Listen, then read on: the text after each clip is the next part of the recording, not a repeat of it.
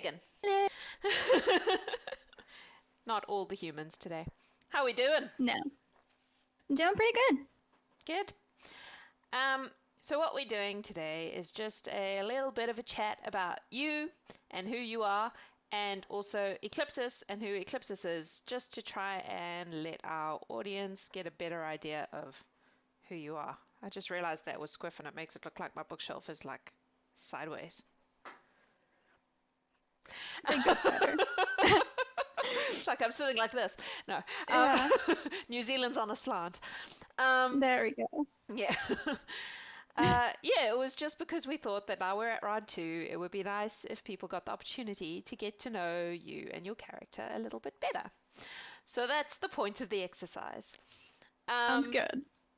So I will ask you some questions, but it's pretty informal and just kind of, we can just have a chat about it and see how it goes. Sounds good. So I guess my first question is, how did you end up in this arena in the first place? Where did you hear about it? How did you end up here? Let's see. I guess obviously I heard about it from the first battle royale, which I heard about from in Critter Gifting. Yeah. So, yeah. Mom was like, "Oh, they're doing a battle royale. You should sign up." I'm like, "Okay, cool. Sounds good." Yeah, that was quite fun. Yeah. I think that is where most of you came from. Not quite all of you, but most of you in some form or another came from that community, which I suppose makes sense given that it's a D&D based community. That's logic to that. So I guess the next question is, how did Eclipsis end up in the arena? Because that's a different story. Yeah, that is a different story. She pretty much just loves fighting and loves winning and just, going around to small towns and doing fights and, underground fighting clubs just wasn't doing it for her anymore. And when she heard it was kind of this all-inclusive battle royale of who can be the best, she wanted to do that because she wanted the recognition that she was usually too scared to go for, being a drow. Oh, yeah, that would make sense. Being a drow is a whole specialty. Yeah. So why did you pick drow when you were creating her? That's an interesting choice. I like the different characters. I like the characters that are always labeled as, not good or misunderstood. And I like that difference, So I'm like, this is a pretty cool opportunity to flesh out a character like this so that if I get a chance to play in a campaign, I already have a good kind of sense of how this would work. Yeah. Cool. So you've done an interesting thing leveling up to 6 where you've taken a level in warlock. Yes. Right. So you've got 5 levels of paladin and 1 level of warlock. That's right. Yeah? Mm-hmm. That's a very interesting combination. And I'm curious as to where it came from. Well, my theory is that because I kind of based Eclipsis a little bit like Harley Quinn-esque, was kind of where I drew my inspiration from. Yeah. That was why the Warhammer, and she just loves smashing people with it. I'm like, it just fits. But I was thinking she just kind of has this voice in her head that's always telling her to do stuff to fight, and that it's actually a god, but she doesn't realize it. And as she's developing this relationship, it becomes more like a patron and the warlock. So it kind of just shifted between the two as she kind of realized, well, maybe it's not quite the relationship I thought it was, and just kind of. So do you have a sense of who that being is? I haven't really decided who it is yet, but it's definitely someone who's chaotic, probably chaotic neutral. But there's so many to choose from that I hadn't quite picked out what exactly. Yeah. Because it's an interesting combination because you wouldn't normally get paladin and warlock, really. Like people pick a path, like it feels like a convergence. I mean, the opposite of a convergence. Yeah. What's that called? Like, you know what I mean? Divergence. There connecting. We go. Yeah. But you've combined them, which is an interesting thing to do. So you say she was inspired by Harley Quinn. Yes. Can you tell me anything more about your creation process or where she came from? Well, I decided to do really different because I always play casters and magic users, and the closest to a melee fighter I ever get is when I'm druid and I'm wild shaping. Right. And I enjoy that kind of up close, but still having that magic. So I was tossed between going warlock or paladin because, Yeah. it's kind of one of those fun things where you're still melee, but you've also got that spells to back you up. Yeah. And that's when I kind of came up with the idea of, because I was watching the new Harley Quinn animated series, and it reinvigorated my love for her. And I was just like, well, what would she be if she was, a D&D character? Yeah. And I was really torn between Paladin or Warlock, but I'm like, I don't know, Paladin just seems a little bit cooler, and I know a little bit more how to play them, so I kind of just went with that. So, yeah. But you've thrown some Warlock in, which is going to be interesting. Yes, I have. Yeah. Okay. So you are up against John in the next round, and you and John came very head to head in the group thing. Yes. And it's interesting to me. I've known John for a very long time. John and I have been friends for like I knew him before my child was born. Like, we've been friends a long time. And you and he are both people who play very creatively and strategically and come up with things that are kind of left field, right? That wouldn't be the usual route that people take. And so I'm very interested in this fight. Yeah, it's definitely like this, but it's turned out this way. And it's really interesting to me that you're both such creative players and you're going to come head to head. So without giving too much away, because I know John well enough to know he will watch this if he gets a chance. Without giving too much away, how much have you built your current level 6 character based on the fact that you will be fighting him?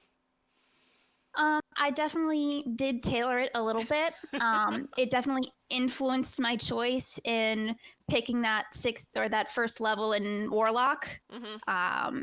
Because the 6th level in Paladin didn't kind of give me the same kind of support and power behind it. Yep. And knowing that he's a creative player and that he was, barbarian, he's big, he's tough.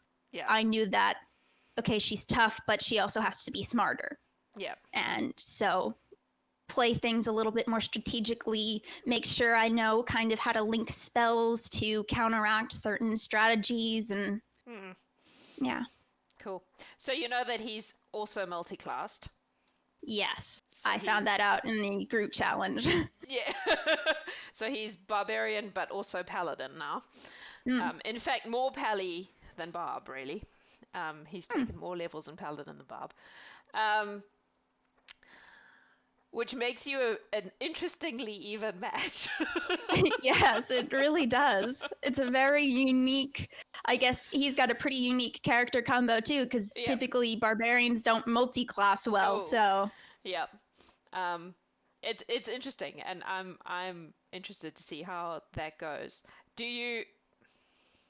If you were not playing Eclipsis, would you back Eclipsis in this fight? I think maybe just because it's less about being brute strength and more about being smart. Yeah. And so she's got that quick on her feet. She's been seen in the past battles she's done to be very creative with her strategies. So I'd feel pretty good, but I'd have a really hard time picking one or the other because both have really good, tricky strategies. So it's going to be interesting. I'm looking forward to it. I hope you're looking forward to it. Yes. Redemption. Yeah. Yeah, absolutely. He did tell me, and I can tell you this because just as sure as I am that he will watch yours, I'm just as sure that you will watch his. Yeah. That right from the start, your character was one of the ones he was most worried about coming up against. Nice. That's pretty fun. That's what I wanted. I wanted, as much as I loved that spellcaster, I'm like, I want somebody people are going to be afraid of. Yeah. And so, yeah. That's great. I'm looking forward to it because you're both very creative players, and I think it's going to be a really interesting face-to-face. Yes, I do too. So one of the things we're doing from the beginning of round 2 onwards is we're going to make it so that people can bet on characters using channel points in Twitch. So not real money, but like we're going to turn the channel, if we can, we're going to turn the channel points into gold pieces, and then nice. bet channel points. Okay. So my question for you is, if you were not in the arena, who would you be betting on to win this fight? Win the whole contest? The whole contest. That's tough because there are a lot of good players, heavy hitters. And you're allowed to say yourself, but yeah. Well, honestly, I'd be tossed between Dion and Eclipsis because they're two of the heaviest hitters. They've got the brute strength, but also the buffness to not go down immediately. Yep. So I would honestly be tossed between the two of them because they're just two tanks, and you kind of always expect the tanks to win. Yeah. Interesting. Well, I guess we're going to find that out pretty smartly, aren't we? Yeah. So I asked Tori how she would feel if she comes up head to head with you, so I'm going to ask you the same thing. You guys are sisters, obviously. Yes. And you're both in this fight to the death contest. So how would you feel if Eclipsis ends up coming up against Tiller? I don't know if it's likely given the ladder, but if it happens. I think it would be a lot of fun. Just that little bit of sibling rivalry, and we've always got such a fun banter going on between the two of us. So I think that combined with D&D would just be such a blast. Low key going to, definitely me. I love my sister to death, but my strategy versus her strategies, little bit differently matched. Oh, that's funny. You didn't even question that one for a second. No. I can't remember if I asked her who would win. I don't know. I have to rewatch the thing. I can't remember if I asked her that question. She knows I'm confident in my abilities. I mean, I think you're justified in your confidence. You've built a really interesting character. So, like, in an in-character sense, what happens if she wins? Like, what does this mean to Eclipsis? It would mean that she finally gets the what's the word I'm looking for? Recognition? Recognition, that's exactly the word I'm looking for. She would feel like she finally got the recognition she deserved, that she is a good fighter, but just because she's a drow doesn't mean that she's like not okay to partake in these things, that it's just an even fight. So yeah, she won. Yes, she's smaller than maybe some of her competitors, but small doesn't always mean weak. Yeah. Cool.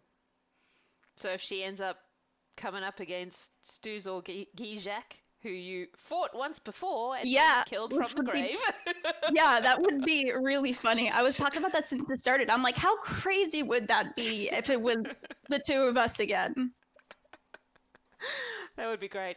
But of course, this is a different character, so it would be a completely different fight. But yeah, it would be entertaining. Is there anything you would like the audience to know about you or your character that we haven't kind of covered already? Anything at all? Well, I mean, for me, this has been a big step for me, like, forward, because I've always had like really bad social anxiety. So the fact that I came out of my bubble to play a game online with a bunch of people I know nothing about has been really big for me. And it's been really exciting to see that, that I've been able to take this step and that I've been able to handle it pretty well. And so that's been really exciting. And I'm just really happy to be doing something different, but still really fun with my characters. And what's it like? This is more me being curious, but because obviously this is just not Jax satisfying her own curiosity.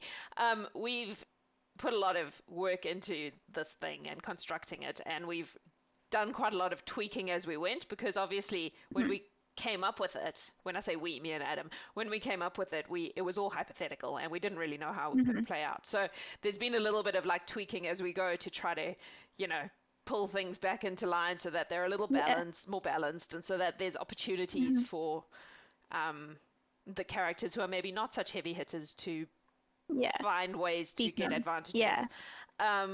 And to try and keep throwing surprising things that you're not expecting at you and all that kind of stuff.